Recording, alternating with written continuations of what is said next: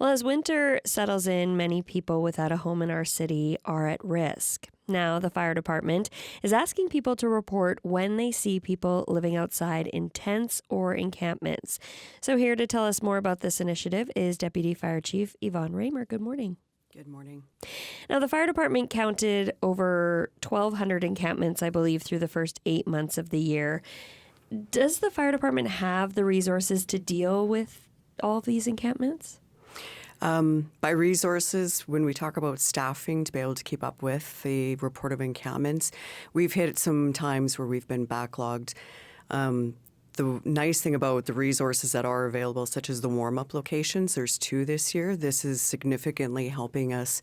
I just reviewed some of the data this morning that the inspectors had provided, and the backlog is actually starting to shrink, I would say, just because of those warm-up locations and having more options than we even did last year. And when it gets really cold, we do find that people will access those supports.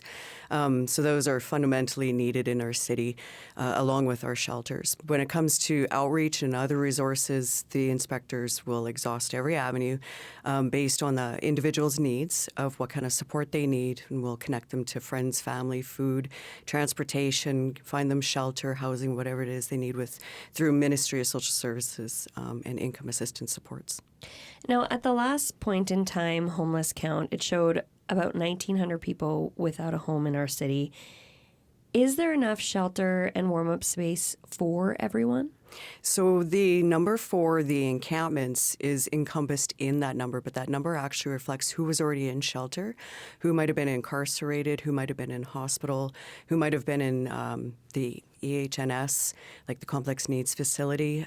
So that number is all-encompassing. So when we look at the number that are in encampments, that's a really complex issue. Some of those have some really complex needs. And trying to find housing for them, that's supportive and transitional housing that's really required, where you get supports and security. Yeah, some of the people who don't access the shelters or warming spaces, there's a variety of reasons.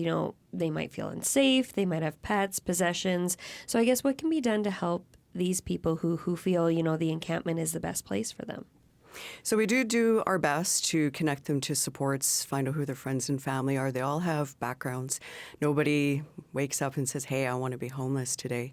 And so it's finding out what that story is and what is the motivation and what kind of support and housing that they are looking for, and trying to access them through to outreach them to the proper organization that might be the best fit for them to offer those supports.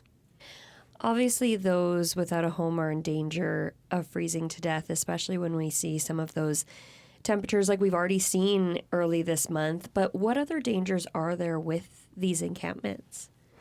A lot of it is unhealthy conditions, so unsanitary. A lot of illness can go through encampments, and because they're isolated, they may not be accessing supports medically, as well as fires. Unfortunately, in the last 2 months, we've had 90 fires related to encampments. We've had some minor injuries with burns, and I don't want to dismiss that any burns are minor, but it could have been worse. It could have been a fatality. And then there's the soot contaminants and things that are left behind, as well as the infestation of rodents. They do attract mice, rats, because of the food that might be lying around. And when we look at other cities and what they've experienced, there's a lot of vandalism, theft, crime, social disorder, violence against each other, violence against people in the neighborhood. So they can really make people feel very unsafe, even if you're not impacted intimately and living in an encampment as well. So take us through what happens when the fire department comes to remove or disassemble an encampment. First, there's that conversation. We, of course, introduce ourselves, why we're there, find out who they are, where they came from. A lot of the individuals aren't from Saskatoon. Do they have family and friends we can connect them with? Are they already connected to an organization? Are they on assistance? Are they not on assistance? Will they be willing to take shelter? So that conversation kind of digs deep into what can we do for you, then the inspectors will actually do that form of outreach. They'll actually make those connections to any organization. We do appreciate when they actually come out boots on the ground with us and come mobile. There's a lot of uptake for support when those supports become mobile and actually are there for them and not expecting the individuals to go. We'll also arrange transportation. Then unfortunately there's an arrangement of a time of when the encampment will have to come down. Sometimes there's immediate removals of like propane tanks or barbecues, any inadequate and unsafe heating sources that they might identify or any other risks that they might see. Like if they're at a very busy intersection and there's risk of being hit by a car or tucked up under the freeway, then they'll move a little faster to actually relocate them somewhere else. And then usually within a day, maybe up to 3 days, then the removal will happen. But we make sure that we communicate, that we actually post a notice so that they know we're coming. And then again, we offer the supports when we go back. Continually, we offer supports. It's just about building trust and relationships and trying to meet these individuals where they're at.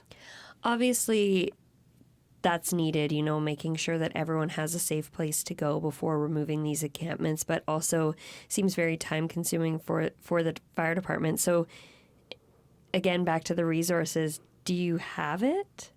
Well, we have 6 fire bylaw inspectors who, on any typical day, should actually be dealing with property maintenance issues, open-air fire pits, enforcing the bylaws. Unfortunately, in 2025, it has now taken 6 of our inspectors full-time, 7 days a week. So if you're asking me, are we backlogged elsewhere? Yes, we are. And I hear the community saying the fire department's doing too much, the fire department's not doing enough. But really, this is probably the highest priority right now for the risks and what we are seeing within the encampments. So we have prioritized it.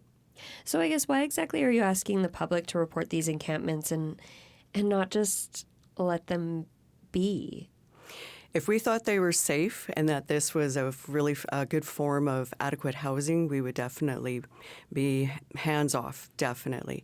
What we've watched and what we've experienced is the number of fires, the number of social disorder. This is taking up not just fire's resource, but also police resource as well. So we are working very closely with our partners at police to try to look at our hotspots, try to talk to the organizations. Yeah, we would actually like to be out of this space if we thought they were safe and this was a form of adequate housing. But we feel that everybody deserves to have a safe space, to be warm, to be comfortable, to have access to the utilities that we take for granted every day ourselves when we go home. Do you ever encounter people, though, who don't want to leave, who that is their home? There are a small percentage, and they're quite resourceful. I do know one individual, our inspectors knew him by name. He actually moved to a different area just outside of the city, but he was very resourceful. And in fact, we were doing weekly check-ins with him, and where he was located was not being reported. It was actually safe, but that was only one individual out of the many, but he also didn't have mental health and addiction issues. This was actually somebody who really believed in living off the land. But our experience with the remainder is that this is not living off the land per se. This is actually trying to survive. Well, Yvonne, really appreciate your time this morning. Thank you so much for joining us. No, thank you for having me.